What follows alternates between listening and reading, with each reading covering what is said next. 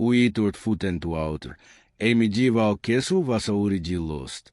Not in years, not even in months. Sometimes, in a single week. Sieges were rarely about staurums of pharaohs or heroic charges at the gate. Most wars were decided quietly, by waiting. An army could sit outside stone walls and let biology do their work. Honever was patient. Thirst was faster. A human can fight 4 weeks without food. Without water, discipline collapses in days. That reality shaped everything about medieval castle design.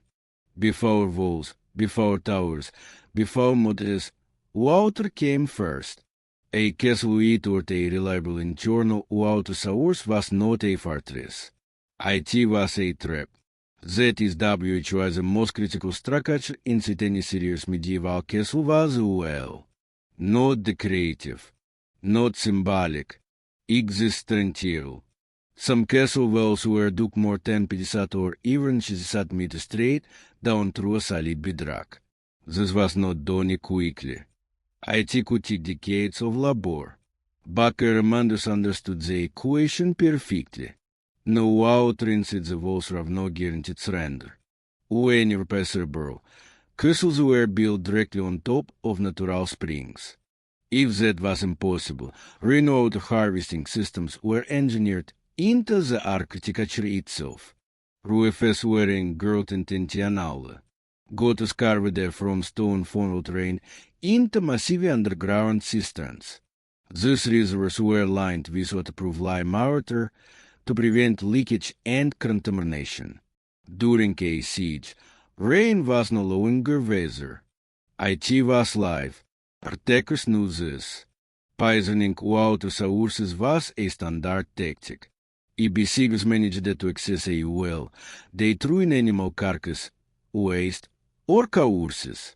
Even rumors of contamination could break morale. Defenders responded by sealing wells, guarding theorem constantly, and in some cases hiding theorem deep into the keep where no projectile could reach. But water alone could not survive a castle. A fortress that could dream but not it would still die slowly from the inside. Hunger weakens bodies, but it destroys order even faster. Soldiers become disparity. Civilians become dangerous. Disease spreads as nutrition collapses. That is why medieval sieges were won or lost before they ever began, in storage rooms, not on battlements. Commanders calculated survival in calories, not carats. They knew exactly how much grain was needed per person per day. Once a siege began, rations were cut immediately. Bread grew thinner. Meat disappeared. Luxury vanished overnight. This was not cruelty. It was mad. Every extra mort inside the wall shortened survival time. That is why some castles expelled civilians before a siege, a brutal but common practice. 4 people meant more days alive. Castles that survived their long sieges did so because they were prepared to starve slowly without breaking. Those that failed often fell not to attack, but to internal collapse, mutiny, disease, or surrender driven by thirst and hunger. Walls could stop armies, but only preparation could stop time. And time was the most dangerous weapon any besieging virus possessed. When the gates closed and the last civilians were quarantined, the siege truly began. From that moment on, every loaf of bread became a weapon, and every grain of wheat became time. Medieval castles did not store food for comfort. They stored it for survival. The goal was not to eat well, but to eat long enough to outlive with the enemy outside the walls. Grain was the foundation of siege survival. Wheat, barley, rye, and oats were dried, cleaned, and sealed in massive stone granaries. The storage rooms were often buried deep beneath the keep, processed biotic stone walls that stabilized temperature and humidity year-round. Darkness floods spoilades. Cold stone discouraged insects. Air vents controlled moisture without exposing a surplus to rain. Grain could last 4 years if protected from three enemies: water, heat, and pests. Rats were a constant threat.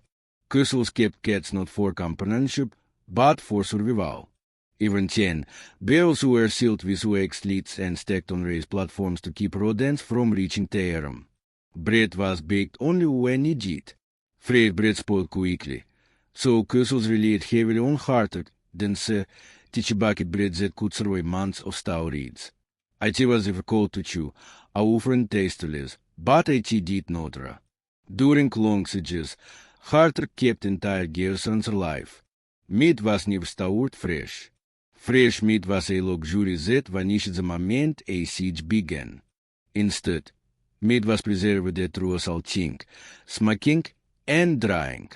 Salted pork and beef were packed into barrels so heavily salted that they had to be sucked in water before eating.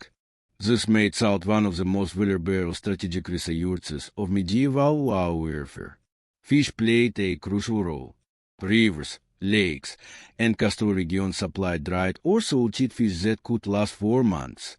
In religious societies where feasting days were common, fish was already integrated into daily rations, making it an ideal siege food. Cheese was another strategic asset. Hard cheeses aged well, resisted spoilage, and delivered dense calories. Butter was salted aggressively and sealed in wooden casks.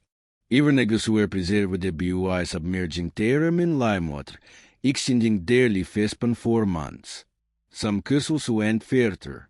They stored food that was still alive. Chickens, goats, pigs, and sometimes cattle were kept within the walls. These animals converted stored grain into fresh protein long after farms outside the castle had been burned. During long sieges, livestock were slaughtered gradually, never all at once. Killing everything early meant starvation later. Rationing was immediate and unforgiving. Daily portions were reduced the moment the siege began. Soldiers received their priority. Civilians ate less. No one ate freely. Commanders tracked consumption obsessively. Every barrel of penny was recorded. Every animal slaughtered short on the timeline. Kussels that survived did so because they respected arithmetic more than optimism. Those that failed usually ran out of food not because they lacked storage, but because they lacked discipline. Hunger was not just physical. It attacked morale, judgment, and loyalty. A starving garrison could turn on its officers in any enemy assault. That is why medieval siege warfare was not about strength. It was about control. And food was a control mechanism that decided who lived long enough to see the enemy give up. Without food and water, the castle walls seemed impenetrable only to enemies outside. But the real battle began inside. Each day of the siege was a test of patience, discipline, and cunning. Stone walls protected against arrows and catapults, but not against hunger. Soldiers and servants strictly rationed grain and flour. Portions were measured by weight. Every piece of bread and every spoonful of beans counted. Water barrels were open on a strict schedule to avoid unnecessary evaporation and reduce the risk of contamination. Every bucketful was recorded on parchment. Any mistake could cost the life of a family or a unit. In the castle cellars stood granaries and large barrels of salted fish and meat. Every item was carefully packed to withstand months of storage. Soldiers checked the lids, monitored humidity and smell. Any suspicion of spoilage required immediate redistribution or processing. The remaining animals in the yard or in special stalls were not only food, but also a source of heat. Cows and sheep breathed in the dim corridors, radiating warmth, which the castle retained through thick walls and wooden floors. Soldiers grew accustomed to the scent of hay in the stalls, because it was part of survival. A key task was prioritizing resource usage. Perishable items were consumed first: milk, fresh vegetables, and meat. Salted and dried supplies were reserved for later. The castle became a living organism. Every movement, every decision about food and water affected the lives of everyone inside. When enemy siege engines battered gates and towers, the castle shook, But life inside continued. People cooked on small hearths, trying to minimize smoke and smell. The enemy was meant to see only stone walls and towers. Soldiers alternated shifts and rest, dividing food strictly in rations to preserve strength.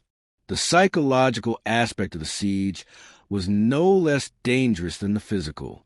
Day by day, tension grew, fear seeped into walls, and discipline was the only shield against panic. Castle captains maintained strict order. Queues for water, cooking schedules, guard duty at the granaries. Everything was organized to prevent chaos. This entire system allowed the castle to endure months without supplies. People survived not because the walls were tall, but because internal order and engineering wisdom turned every resource into a survival tool. Food, water, heat, air, everything worked as a single mechanism. Thus, a medieval castle was not just a military fortress. It was a self-organizing ecosystem where human discipline and engineering skill transformed stone walls into a guarantee of life during a prolonged siege. Enemies could break the gates, but they could not break the discipline and calculation of those who lived inside.